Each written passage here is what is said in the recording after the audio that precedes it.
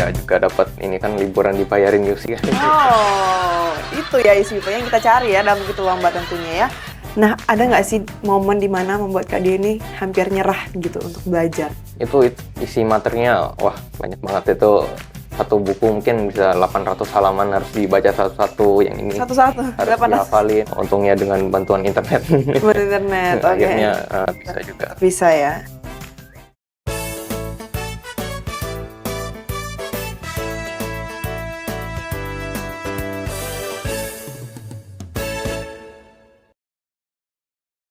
Halo Yusi People, kembali lagi di BEMA Podcast Giat Prestasi. Nah, kali ini kita bakalan bahas lomba yang cukup unik ya, Kak Dio ya. Dan itu lomba yang sebenarnya sudah cukup umum tapi jarang didengar pas kita udah masuk perkuliahan gitu. Nah, apa lombanya kita bakalan bahas bareng Kak Dio. Tapi sebelumnya kita bakalan kenal-kenalan dulu nih.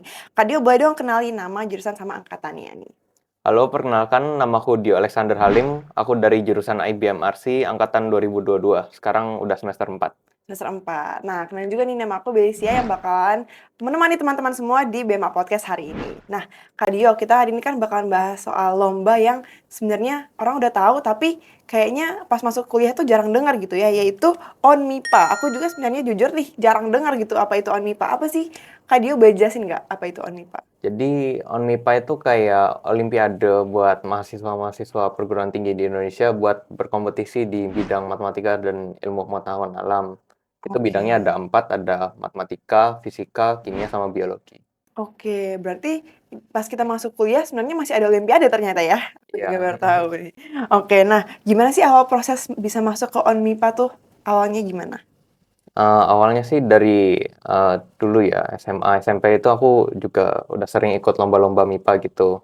Terus pas masuk ke UC itu ada di kontak sama orang BMA namanya Kak Timothy. Dia nawarin aku buat ngikut ONMIPA ini, kayak kamu mau ikut gak? Kan ini aku lihat kamu dulu pernah ikut lomba-lomba MIPA gitu. Terus jadi Oh. aku, oh ini ternyata ada olimpiade lagi pas ini masa kuliah. Aku kira udah nggak Oh, ada. kamu juga baru tahu? Iya, gitu. Terus Oke. jadinya, oh ya udahlah ikut aja gitu. Oh, jadi hati-hati buat DC people yang ternyata punya riwayat ikut lomba bakal di-chat sama Kak Timothy ya buat ikut lomba-lomba. Jadi persiapkan diri kalian. Nah, padahal kan ONMIPA ini tuh tadi jurusannya IBM ya. Iya. Tapi ONMIPA ini tuh sangat berbeda dengan jurusan yang Kak Dio ikutin sekarang. Nah, kenapa nih akhirnya tetap memilih untuk ikut lomba tersebut? Karena ya satu tadi karena udah pengalaman kan. Dulu Pengalaman. pernah ikut ONMIPA di bidang kimia, ikut olimpiade lain di bidang kimia juga.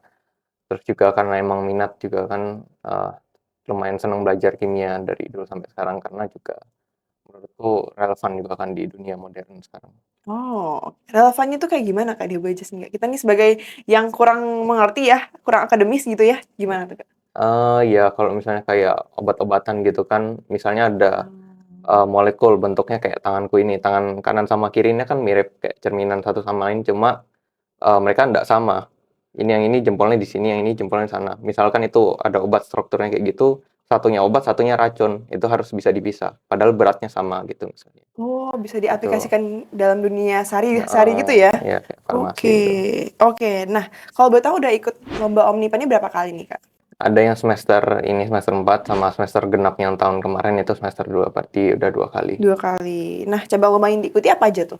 Kalau yang pas semester 2 itu ikut cabang matematika, yang tahun ini cabang kimia.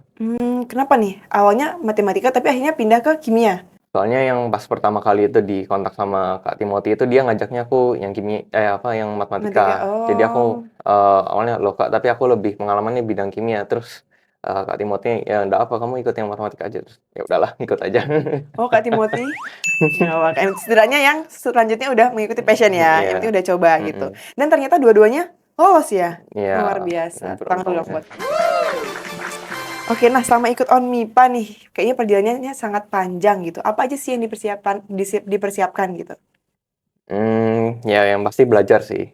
Kalau misalnya ada soal-soal dari tahun lalu harus cari di internet itu soalnya gimana, terus juga baca-baca buku referensi. Kan kalau di kimia ini untuk lomba ini dibagi jadi 4, ada kimia organik, anorganik, analitik, sama fisik.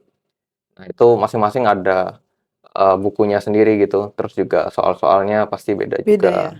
Wow. Dan juga kalau misalnya ada yang nggak ngerti itu dicari di internet ini artinya apaan sih gitu. Kalau Kak dia lebih ke kimia yang mana?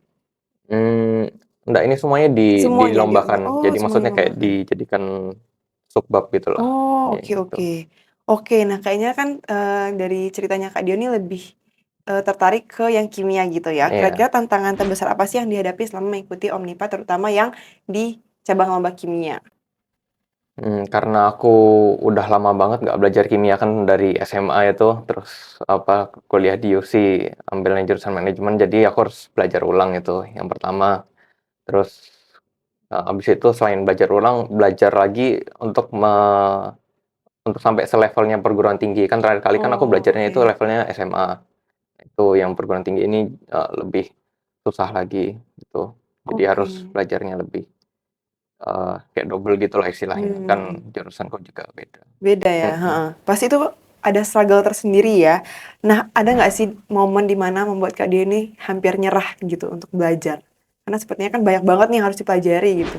Nah itu dari 4 subbab itu tadi kan Mhm. itu isi materinya wah banyak banget itu, satu buku mungkin bisa 800 halaman harus dibaca satu-satu, yang ini Satu-satu, harus 800. dihafalin, ini Oke. rumusnya ini, terus Oke. rumusnya juga gampang kayak ketukar-tukar gitu, yang Iya, ini buat itu. Jadi ya kadang pusing, tapi kan, untungnya dengan bantuan internet berinternet, oke. akhirnya, bisa Tetap juga. bisa ya? Oke. Nah, ini kan Kak Dio ini udah masuk tingkat nasional ya, yang matematika lolos tingkat nasional juga atau Iya. lolos juga? Jadi 2 kali lolos loh UC People. Nah, kita bakalan membuka nih strategi, ini cuman di, podcast BEMA doang ya, kita bakalan buka. Kira-kira rahasianya apa tuh? Kok bisa sampai lolos sampai nasional dua-duanya? Itu kayaknya pertama manajemen waktu sih. Menurutku Oke. kalau misalnya, mau belajar itu langsung, eee, 2 jam atau 3 jam gitu langsung di maraton gitu kan, pasti cepet capek, Cepet cepet capek, bosen heeh. gitu. Jadi kalau aku sih biasanya aku kasih timer gitu, aku belajarnya 25 menit gitu, terus Oh, setelah itu aku kasih break 7 menit, setelah itu lanjut 25 menit lagi, terus 7 menit ya gitu terus sampai selesai. Kalau gitu, rasanya lebih, nyaman sih belajarnya.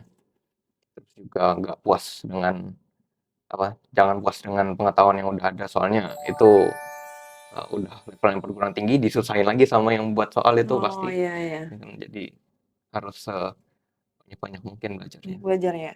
Kalau pas kerjain soalnya nih, itu ada tipsnya nggak atau ada strateginya nggak? Kalau kita kan biasa bikin yang paling mudah dulu ya, Mhm. atau kayak udah cap-cip-cip aja gitu. Nah, kalau Kak Dio biasa gimana?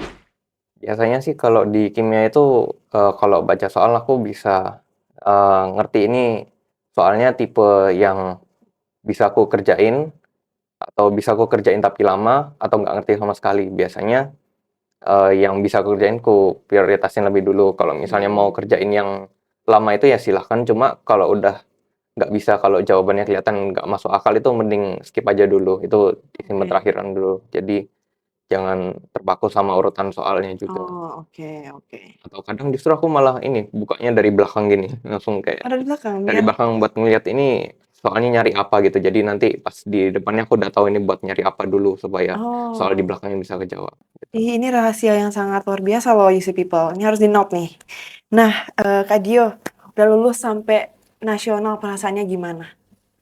Lumayan bangga sih karena Gimana? ini, kan saingan juga anak-anak fakultas MIPA-nya Iya, bener perguruan ya. tinggi negeri lain kan. Dan Kak Dio kan jurusannya IBM gitu, kayak sangat tidak Mhm, berkorelasi nih ya. iya lumayan lah, terus ya juga dapat ini kan liburan dibayarin UC kan. Oh, itu ya UC People yang kita cari ya dalam begitu lomba tentunya ya. Kalau pelajaran yang paling berharga yang didapatkan selama mengikuti ONMIPA itu apa? Yang pasti ya kayak kegigihan gitu. Karena, Mmm, eee, kalau belajar kayak gini kan rasanya nggak selesai-selesai kayak aku bilang tadi itu materinya berat, iya. tapi kan harus tetap, kayak pantang nyerah gitulah. Terus juga harus bisa kayak, baca baca pikiran jurinya, kayak mereka pas ngerancang soal itu mereka mau jawaban apa dari, Oh, pesertanya itu, iya iya. jangan di asal-asalan gitu. Boleh aja sih selama kalau misalnya, nggak mengurangi nilai.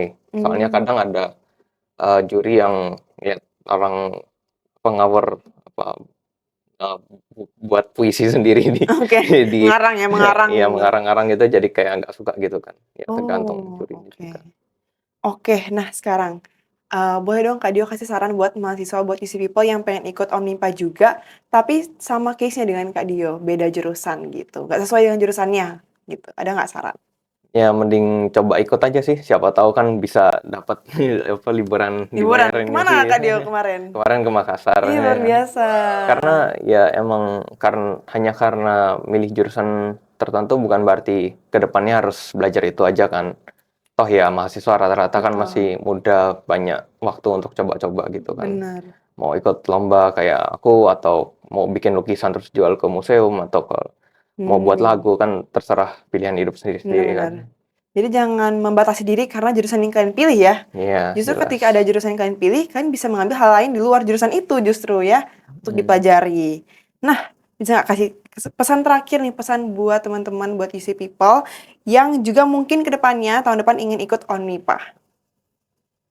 Ya jangan takut, pokoknya kita kan semua punya otak ini kan sebagai manusia yang bisa diisi dengan pengetahuan, ya masukin aja coba, siapa tahu kan ngerti, siapa tahu bisa, ya coba aja dulu yang penting. Oke, jadi keep learning UC People dan siapa tahu kalian bisa mendapatkan hiburan gratis dari UC ya. Kita tepuk tangan dulu. Terima kasih Kak Dio buat sharing-sharing insight-nya dan semoga nanti kalau misalnya ikut lomba ONMIPA lagi kita doakan semoga lolos dan juara ya. Amin. Amin. Terima kasih Kak. Oke, thank you. That's all from us. Bye.